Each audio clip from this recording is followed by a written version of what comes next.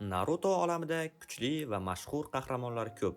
Bugun esa biz mana shu qahramonlardan biri Obito haqida gaplashamiz. Obito Naruto olamining murakkab qahramonlaridan biri bo'lib, u dastlab Konohaning yosh va mehribon shinobisi sifatida tanilgan. Obito Kakashi Rin bilan birgalikda uchlikning bir qismi bo'lib, ularning yoshlikdan boshlangan hikoyalari butun boshli Naruto olamiga ta'sir qiladi. Bu uchlikning ustozi Minato Namikaze bo'lgan. Obito yoshlik vaqtlarida Rinni yoqtirib qolgan, lekin bir topshiriq vaqtida Kakashi Rinni o'ldirishga majbur bo'lgan. Endi keling, nimaga Kakashi Rinni o'ldirishga majbur bo'lgani haqida batafsil gaplashib chiqsak. Urush paytida Krigakure, ya'ni tuman qishlog'i ninzalari Rinni olib qochishmoqchi bo'lishgan. Ularning rejasi shunday edi. Rinni ichiga 3 dumli bijuni, ya'ni kim Isobini muhrlashmoqchi bo'lishdi. Keyinchalik esa Rin Jinchurikiga aylangach, Konohaga borib vayrongarchiliklar va katta talafotlar keltirib chiqarish ko'zlangan. Shu vaqtda Kakashi dushman bilan jang qilayotgan edi va o'z texnikasi Chidori bilan raqibni yo'q qilmoqchi bo'lib turgan bir vaqtda uni oldiga Rin yuguradi va o'zini o'limga tutib beradi. Chunki Rin hamma rejadan boxabar bo'lgan va o'z jonini tinchlik uchun fido qilgan. Afsuski, Obito ham bu mudhish voqeani ko'rib qoldi.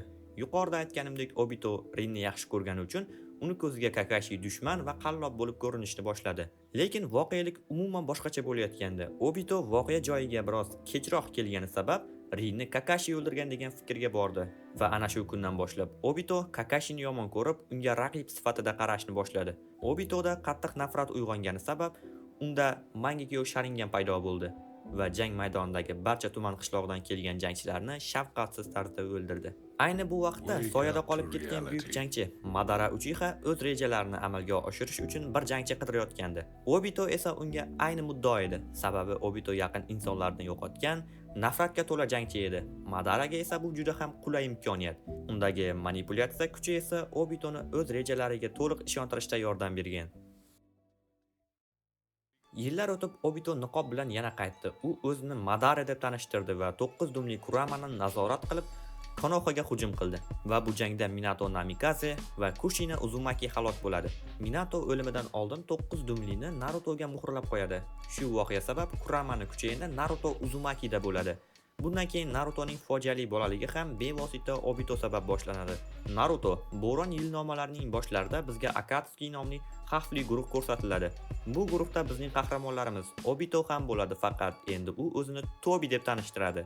Oq va qora Zetsu bilan birgalikda yashirin muloqotda bo'lishadi va Zetsu ham aslida bu odam Tobi emas, Obito ekanligini bilgan. Zetsu haqida esa boshqa safar gaplashamiz.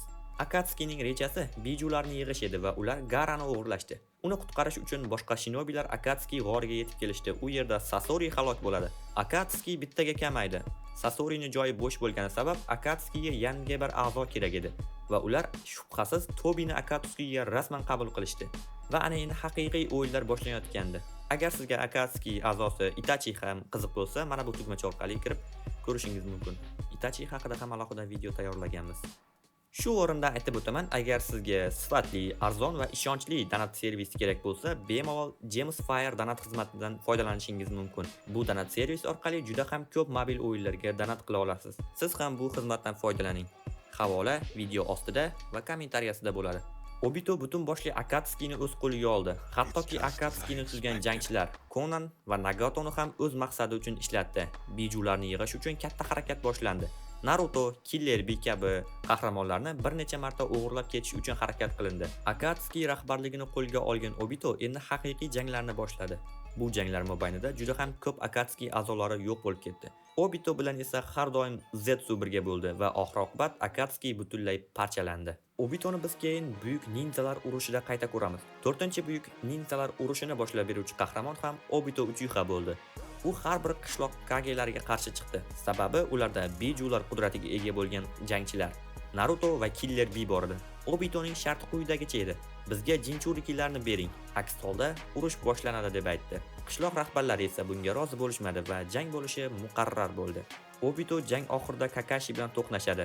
U bilan taijutsu texnikalari bilan birga jang qiladi. Oxir-oqibat esa Obito halok bo'ladi. Bunga sabab esa Naruto va Atsuskilardan bo'lgan Kaguya va Madara edi. Obito o'limidan avval yana eski Obitoga qaytdi va bir muddat ichiga insoniylik qaytib Narutoga yordam berdi. Voqea oxirida esa Obito parchalanib halok bo'ldi.